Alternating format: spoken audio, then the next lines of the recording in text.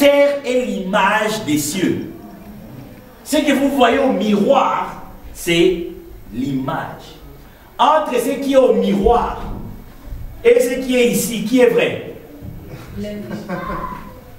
Hein? C'est pas le miroir. C'est-à-dire entre les cieux et la terre, qui est vrai? Les cieux. La terre. La terre. Parce que la terre est l'image de l'invisible des cieux. La terre, c'est le miroir, c'est l'image qui est au miroir. Parce que la terre vient des cieux. La terre tire sa source des cieux. La terre tire sa fondation des cieux. La terre, c'est comme un bâtiment comme ça. Et les cieux, c'est la fondation. Vous regardez, la fondation était toujours invisible. La fondation a été toujours invisible. Mais le visible, c'est les bâtiments. Et les bâtiments, c'est ce qu'on embellit. Tout, on met des vitres, on met des couleurs de la peinture, on met des fleurs, on embellit. Mais qu'est-ce qui soutient le bâtiment? C'est la fondation. En d'autres termes, ta vie telle que tu es là, tu es bidimensionnel. Tu es des cieux et de la terre. Mais ta fondation est les cieux. L'esprit. Votre dit, en réalité, dans l'homme, c'est quoi? C'est l'esprit de Dieu. Ce corps n'est pas la fondation. Ta fondation, ta priorité, c'est les cieux, c'est les spirituels. L'apôtre Paul l'a compris, il dit, l'exercice spirituel, l'exercice corporel est profitable. Mais l'exercice spirituel est utile à tout. La spiritualité est utile à tout. Mais le grand problème, l'homme ne vit pas selon son esprit toujours. L'homme vit selon son corps. Vous remarquerez tous les programmes que vous faites. Vous vous basez seulement suivant votre corps. Vous n'embellissez que votre corps, votre terre. Mais vous avez oublié l'intérieur, la fondation. Beaucoup ont bâti leur maison sur des sables. Ils ne s'intéressent pas à leur esprit. Les cieux, c'est la fondation. Du reste, c'est des cieux que tout vient. Parce que les cieux, c'est la source de la terre. La terre, c'est comme un ambassadeur qu'on envoie. Mais les ressources, le ravitaillement de l'ambassadeur vient de là où il vient. Pourquoi l'homme souffre? Pourquoi l'homme est pauvre? C'est parce que l'homme a oublié sa terre originale, a oublié sa source. Et il commence à vivre. Un ambassadeur, c'est comme, vous savez, il y a la guerre actuellement en Syrie. L'ambassadeur de la Belgique qui est en Syrie, on envoie l'ambassadeur en Syrie. Paf! L'ambassadeur de Syrie coupe les relations avec la Belgique. Maintenant, il commence à vivre selon les ressources de la Syrie. Vous savez ce que vivant cet ambassadeur-là? On risquera même de les tuer là-bas. Pourquoi? Il a coupé les relations avec la source. C'est ça l'image de l'homme aujourd'hui. Il a oublié le ciel qui était la fondation. Bien aimé, lorsque Dieu a établi les cieux, il a établi un système que le ciel doit fonctionner. Et ce système, c'est le royaume. Voilà pourquoi on appelle ça royaume de cieux. Le royaume, le mot royaume, dans royaume des cieux, le mot royaume, ça veut dire seulement système. Ou comment ce territoire est géré. Royaume, c'est le système, cieux, c'est le territoire. Très important. L'endroit où le système du royaume est fonctionnel, c'est les cieux. C'est comme on appelle aujourd'hui ici, nous sommes dans le royaume de la Belgique. C'est-à-dire, la Belgique fonctionne avec un système du royaume. Les territoires, c'est la Belgique et le système, c'est le royaume. Quand on dit la République de France, les territoires, c'est la France et le système, c'est la République. C'est ça aussi avec le royaume des cieux. Lorsque Dieu a créé les cieux, avec toute son armée, il a établi un système. C'est-à-dire pendant que les visibles n'existaient pas encore, pendant que rien des visibles n'existait encore, Dieu avait déjà établi le système du royaume.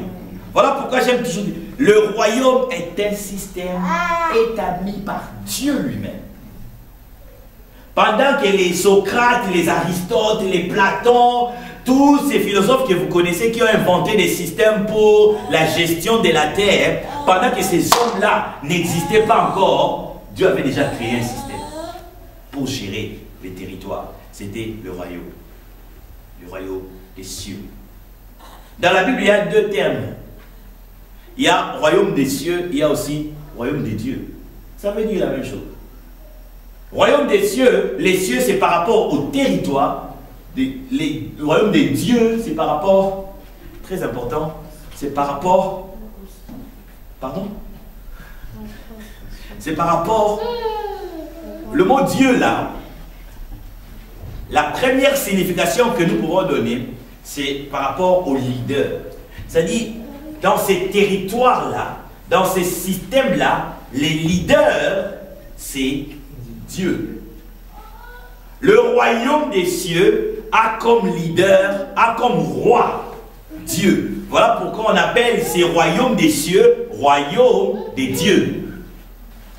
C'est comme la Belgique. C'est le royaume du roi Philippe. Mais non. C'est le royaume du roi Philippe. Si tu ne veux pas utiliser les termes Belgique, tu diras, moi, oh, j'habite au royaume du roi Philippe. Pourquoi? Parce que le leader, le roi, c'est Philippe. Et la deuxième signification qui est aussi très importante, mais vous allez comprendre ça dans des enseignements prochains, c'est lié par rapport à l'influence. Parce que le royaume des dieux fait allusion à son extension. Lorsque ça s'étend, lorsque le royaume des cieux quitte son territoire, va vers un autre territoire. Ces mouvements-là, c'est pour ça qu'on utilise aussi les termes royaume des dieux. Voilà pourquoi, lorsque ces royaumes influencent, on dit le royaume des dieux est en vous. C'est-à-dire son influence est en vous. Parce que le royaume marche avec le principe de l'influence. Tout royaume influence. Tout royaume influence. Et j'aime toujours dire quelque chose de très important aussi. Le principe du royaume, le concept du royaume, pardon, c'est un concept que nous devons réapprendre parce que nous avions perdu ça. L'humanité a perdu. Le diable a tout fait pour enterrer ces concepts. Vous savez, les chrétiens sont restés avec ces termes royaume seulement dans leur bouche. Mais si vous posez seulement 2-3 questions aux gens sur le royaume, ils ne vous donneront pas de réponse. Ils ne vous donneront pas de réponse. Mais si vous demandez, oh, parle-nous de la doctrine, parle-nous du salut, parle-nous du baptême, ils vont commencer à vous donner des détails, des principes théologiques, ils vont vous... Mais le royaume, ils ne savent pas. Vous savez pourquoi ils savent? Parce que le royaume est le système que Dieu avait créé pour pouvoir gérer le territoire. Lorsque vous enlevez à un territoire son système approprié, vous mettez un autre système, il y aura malfonctionnement. C'est là, je suis informaticien, j'ai vu ça. Lorsqu'un ordinateur dans une usine, on configure cet ordinateur pour que cet ordinateur marche avec un Windows XP, vous venez comme actuellement il y a le Windows 8. Vous mettez, l'ordinateur a été configuré pour fonctionner avec le Windows XP. Vous dites non, moi je vais être à la mode, je vais être à la page. Tu enlèves le système XP, tu prends le système Windows 8, tu mets dans l'ordinateur, vous aurez des problèmes. En fait, c'est exactement ce que le monde est en train de vivre. Le système que Dieu avait mis en place dans sa création, dans son produit, l'humanité a changé ça. Et l'humanité a créé plusieurs systèmes. Plusieurs systèmes. Plusieurs. La démocratie, le capitalisme, la république. Et ça crée des problèmes. Le seul moyen pour que le monde puisse retrouver son état initial, c'est le royaume, c'est de rentrer dans notre système initial. Voilà pourquoi nous avons besoin de ce qu'on appelle en informatique la restauration du système. Vous connaissez ce mot? Qui a fait ça? Le Christ. Il est venu restaurer. Vous savez, le mot restaurer, je pense que les chrétiens n'ont pas compris ça. Lorsque les informaticiens, ils comprennent ça très bien. Lorsqu'on dit restaurer un système, cela ne veut pas dire mettre un nouveau système. Lorsqu'on dit restaurer une alliance, cela ne veut pas dire mettre une nouvelle alliance.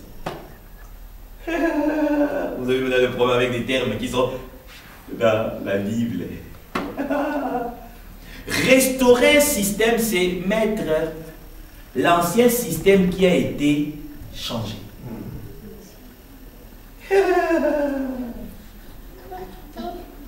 Mettre l'ancien système qui a été bousillé. C'est ça la restauration. Cette chair ici, c'était là. Pouf, les choses arrivent, ça change de place. Si on te dit restaure la chair, cela veut dire remet ça à sa place initiale, ici, là où elle était. Ce n'est pas trouver une autre place nouvelle pour la chair. Non! C'est ramener la chair là où elle était avant. C'est ça ce qu'on appelle restauration. Le problème de l'homme cherche seulement le nouveau. Voilà pourquoi la Bible n'appelle pas du nouveau, du nouvellement, mais du renouvellement. Renouvellement. Il y a le préfixe ré qui veut dire retour. Retour. Il était ici, on l'a déplacé, mais il est venu pour pouvoir retourner là. C'est pour ça que vous verrez toutes les actions que Jésus-Christ a fait. Et sont toujours précédées du préfixe re. Racheter. Jésus ne nous a pas achetés. Il ne nous a pas achetés. Quand est-ce qu'on rachète? Quand est-ce qu'on achète? Vous savez, il y a d'autres choses. Lorsque je dis, par exemple sur Facebook, les gens sautent sur moi, non, lui dit, Dieu n'adopte pas les enfants.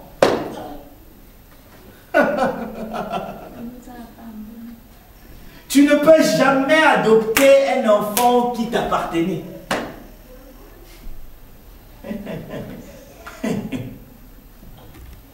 Tu ne peux jamais réfléchir. Vous avez des enfants? Malheureusement. Allez! Si, admettons que vous en aviez. Donnez-moi une seule possibilité qui peut faire que l'enfant qui était vôtre et vous l'adoptez maintenant. Réfléchissez. C'est impossible. C'est impossible. Impossible. On t'appelle. Nous avons reçu l'esprit de l'adoption. Et les chrétiens acceptent ça. Et d'autres disent, nous sommes l'olivier sauvage. On Il nous a greffés. Ah, Jésus. Et qui est votre Père? Si tu n'es pas enfant de Dieu, si Dieu t'a adopté, qui t'a engendré? Qui? Qui t'a engendré? Qui est ton vrai Père? Parce que ton vrai Père t'a rejeté. Voilà pourquoi l'autre Père, Dieu, il t'a pris. Qui est ce vrai Père qui t'a rejeté? Merci pour la réponse. Satan a commencé aussi à créer des hommes. Contradiction. La créature qui commence à créer. Dieu n'adopte pas les enfants. Dieu récupère ses enfants. Ça s'appelle la restauration. Nous retrouvons notre identité. Dieu nous rachète. Dieu nous rachète. Dieu nous rachète. C'est cela le royaume. Il nous rachète. Voilà pourquoi ça s'appelle la redemption. Toujours la rédemption. Nous étions à lui avant. À cause du péché, nous avons quitté notre famille. Dieu dit, oh, je vous attends. Il a travaillé, il dit, ok, retournez à la maison. Le retour. Ce n'est pas une adoption. Ce n'est pas une adoption. Vous savez pourquoi vous a dit c'était l'adoption? C'était pour vous dire que ceux-là qui sont des vrais enfants, et ils sont des enfants spéciaux, des élus, pour toucher votre mentalité. Pour vous dire qu'ils sont des élus. Je ne vais pas citer leur nom. Ils sont des élus. Toi, tu es bâtard. Vous savez que les chrétiens acceptent ça, vous savez ça. J'ai dit vrai. Sonia, tu sais pas ça. Les chrétiens acceptent ça. Acceptent. Ils disent qu'ils sont des oliviers sauvages. Oh, ils sont des sauvages. Déjà, vous voyez les brebis. Aujourd'hui à Seigneur, on a parlé sur les brebis. Lorsqu'on est brebis, on est idiot. Les brebis, il n'y a pas un animal qu'on peut facilement domestiquer comme une brebis. Une brebis, lorsqu'elle mange, vous savez ce qu'elle fait? Jusqu'à ce qu'elle va finir, elle ne va pas soulever sa tête pour regarder. Il mange. Là, on est en train de frapper ses frères, ses soeurs. Il s'en fout. Lui, il mange. C'est ça la brebis. Là, le pasteur est en train de voler l'argent des offrandes. Lui dit, oh, ça lui regarde, lui et son Dieu. Moi, je suis venu pour chercher mon salut. Je mange. C'est pour ça, lorsque la Bible utilise le terme brebis, beaucoup de chrétiens croient que c'est un compliment. Une brebis, c'est un animal qu'on peut facilement amener et tuer. Il ne dit rien. Lorsqu'on l'amène pour l'abattre, ben, il part pour mourir, pour qu'on tue. Il part. La brebis, c'est comme ça. Mais les autres, les boucs, lorsque tu dis non, non, ça, c'est bouc. Mais les chrétiens les appellent des brebis. Jésus a dit, ce sont des brebis sans berger. Ça dit, ils sont à la perdition. Une brebis ne peut pas être sans berger. Si elle est sans berger, eh bien, elle va mourir. Jésus dit, priez au maître de la moisson pour qu'il envoie des bergers. Parce qu'il y a des brebis qu'on va tuer.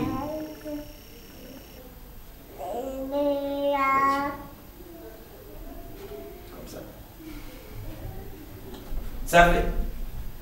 Savez-vous, lorsque Dieu est en train de récupérer ses enfants, très important, lorsque Dieu est en train de récupérer ses enfants, il leur dit toujours une chose très importante, très importante.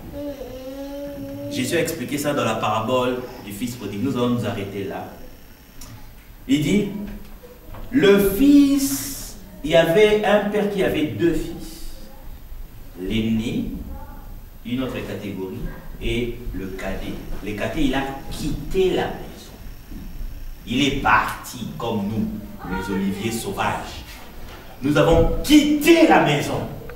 Maintenant, les élus, et ils sont restés. Ça, c'est l'olivier naturel. Et ils sont restés. Jésus s'est moqué de ceux qui sont restés là. Cette parabole-là, moi, je vais changer les titres. Dans ma Bible, j'ai changé les titres qu'ils ont mis là. Hein? C'est la parabole de l'enfant prodigue. Moi, j'ai changé. Le monsieur qui a traduit ça, il a mal choisi les titres. Pour moi, j'appelle ça parabole de l'aîné ignorant. Parce que le plus mauvais des deux enfants, ce n'était pas celui qui a quitté la maison. Le plus mauvais, c'était celui qui est resté. Jésus dit, celui qui était parti là, écoutez, le père, chaque jour, il venait toujours regarder dans l'espoir de voir son enfant. Non, pas le rebelle, pas un païen, pas le sauvage. Il dit, son enfant, retournez.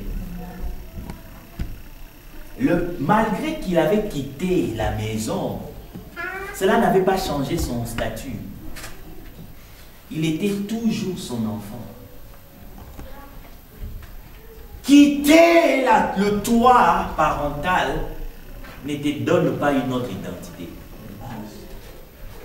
Ne te donne pas une autre identité. Tu es toujours l'enfant de la maison. Voilà pourquoi rentrer, c'est la chose la plus simple. Et les jours où il est rentré, regardez, il est venu avec la mentalité d'être serviteur. Il dit, Père, j'ai tellement fait de péchés, j'ai tellement fait de mauvaises choses, je ne mérite plus. Ça, je pense que ce sont des vrais chrétiens. Nous ne méritons plus d'être appelés des enfants. Prenons-nous comme des oliviers sauvages. Adopte-nous seulement. Dieu dit, non. Depuis toujours, vous étiez toujours des enfants. Tous les musulmans, tous les bouddhistes, tous les athées que vous voyez à la rue là, ce sont des enfants de Dieu. Ce sont des enfants de Dieu qui ont quitté seulement le toit de la maison. Et je viens vous informer que leur père les attend à la maison. Ne les rejetez pas non plus. Comme leur père les attend à la maison, vous aussi ne les rejetez pas. Ne les rejetez pas. Travaillez ensemble pour qu'ils puissent